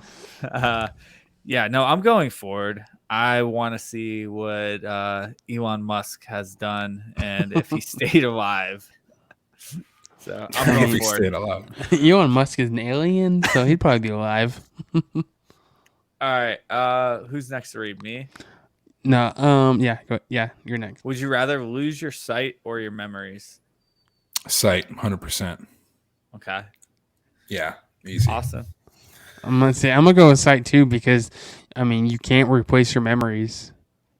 What if you have a lot of like traumatic brain injuries and you just forget shit all the time? Well, I mean, you're just special, so it's okay. Okay. Yeah, I'm gonna go sight though too. A lot of traumatic brain injuries. Oh, your brain is broken, but at least you're beautiful. There we go. Yeah. Smell like shit. For Rob, that's all that matters to him. Yeah. You won't at one point you won't even remember you're good looking though. So it's like, Oh, no. Yeah, I got to keep those memories. I'm going blind. there you go. But if you're blind, you won't be able to see that you're good looking. Fuck. And I won't be able to see if the girls are good looking. I'm sleeping like, fuck it. Memories are gone. Let's go. Memories, go. Let's finish out this last question. I got Last question for you. Would you rather have a personal maid or a personal chef? Oh, personal chef would be sick. Yeah. If I didn't have to make any of my fucking food, I wouldn't eat chicken and quinoa every day. That's just true. No? I literally eat that just out of pure convenience. If I could You meal prep at all? I meal prep, yeah. I meal prep all the time. So that's why it's like I just It's a pure lot of convenience. fucking work. It's a lot of Dude. work, Yeah. dude. So if I And could have it's a personal cleanup. chef, oh fuck off. Yeah, Yeah. Have easy. what if it's Gordon Ramsay? He just gets to yell at you the whole time. Dude, he could Fuck, just he could yell at chew me, the make me food. good. Make Gordon me Ramsay good could shit. chew the food and mother bird it into my mouth. I'd be fine with it. I love Gordon Ramsay. Right? Just Oh my yell God. at you the whole time. Have either of you guys eaten at any of his restaurants in Vegas? No. I've eaten at a couple of his restaurants. The one in Vegas is sick. Yeah. The one in Vegas is sick. He had one, the London here in LA or somewhere that I ate at as well when I was younger. It was like amazing. I mean, yeah, it's incredible. It's incredible for I mean, it's expensive. It's like, holy yeah. shit. I mean, It's it's like Gordon Ramsay. $25 fucking burgers and shit. Yeah, but the Vegas one is really good. Really good atmosphere. Is really cool. Yeah. Austin, did you answer the question? No, you haven't yet. No, I did not. And I think I'm going to go with personal chef. I mean, I told Rob earlier I already have both. I mean, they're just not professional. I wish that your wife heard that, so she would come over and smack you in the back of the head. She doesn't listen to the podcast. She's in the other room. Yeah. I'm going personal chef as well. I'm a decent cook, but I mean, you already have one. Technically, her name's Kylie. yeah, that's true. Kylie does cook for me, but she's leaving in 2 weeks, and I'm probably leaving in like 6 weeks or something like that. You're all on your own again. Yeah. So, yeah, I would go with the personal chef just because I already know how to clean my house. Like I can handle that. Or eventually, I'm gonna have an army of little kids, and I'm gonna make them clean shit. Tony's working on that. I don't think you know how kids work. Oh no, I don't. Yeah. They will be doing no cleaning. And they will do whatever the fuck they want. They're masters of destroying, not cleaning. They are the reason you will need a personal maid. Right. Oh no. Oh man, boys, this was a good cast. I definitely enjoyed your company here, Tony. Great backstory, inspirational, definitely funny as hell at the end here. Got to joke around a little bit. Yeah, I guess is there usually before we wrap up, we like to ask, our guests, is there any like special projects you're working on right now? Is there anything that you want to plug that maybe our listeners should go check out? Honestly, right now, I'm just focused on obviously recovery and stuff, but this triathlon. So really, it's just my YouTube videos. I put a lot of work into, and I would love for you to stop on my YouTube channel, check it out, or follow me on Instagram as well. I'm going to be posting every day on Instagram again. I'm doing that again as like an accountability thing. Whenever you get better.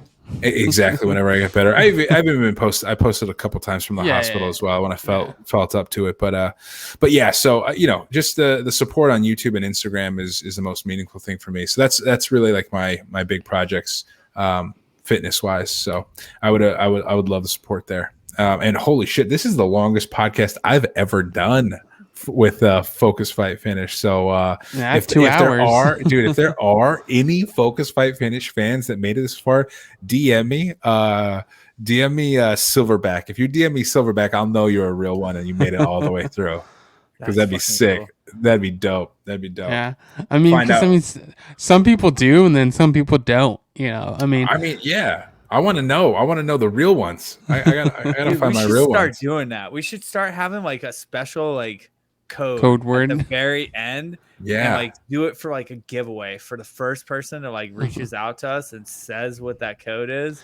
But knowing us is gonna be like the same person every time. Yeah, probably. There's several people, dude. There's like, I forget what I'm saying half the time. So the next day, I'll get a DM from someone that listens to the podcast, and they'll just start quoting things that I was saying, and I'm like, "Who the fuck said that? That's like awful." And they're like, "You're like, wait, that was Rob." I was like, "Oh shit, I didn't remember that." I guess that was Oh, that's pretty offensive. Okay, cool. Yeah, no, it's funny because like before we even started the podcast, we had talked about, are you good with doing like an hour? Maybe what is your longest podcast? We're like 2.5 hours, but sometimes the conversation just flows. And I was kind of concerned at the beginning because I thought I was like, shit, we're only like 27 minutes in. Yeah. And you're like, I lost a whole bunch of weight and that's it. Yeah. Yeah. And then you just drop your story. And I'm like, no, dude, we need like a lot more than that. We need the details. We need the deets. Give us the deets, bro. But I think, I enjoyed talking to you, and I enjoyed listening to Austin's perspectives on it. Like it's cool when you have these long form conversations, I think. Absolutely. Yeah, no, thank you guys. I really appreciate it. And yeah, for me, it's always kind of weird. It's like, I don't want to like, sometimes, I mean, I know that's why you invited me out of the podcast, so it's kind of dumb to think that way, but I sometimes think like, oh, here you go again, just talking about you losing weight. Like, oh, here he is, the guy that lost weight. Let me just talk about it forever again. It's like, I don't know, I feel like self-conscious about it, but I know you want to hear it, and it's important that out there. And well, yeah, and it's not that we want to hear it just because we want to hear it. We want to hear it so that way, maybe someone else who hears it can help them and motivate them. I mean, no matter how many times you tell it, it only takes that one person to hear it to change their life as well. Right. Absolutely agree with that. Yeah. Austin, you got anything else you want to plug? Because Allie is up now and ready to go. So I was going to close this out. No, man. If you want to close this out, you can go ahead and close this out.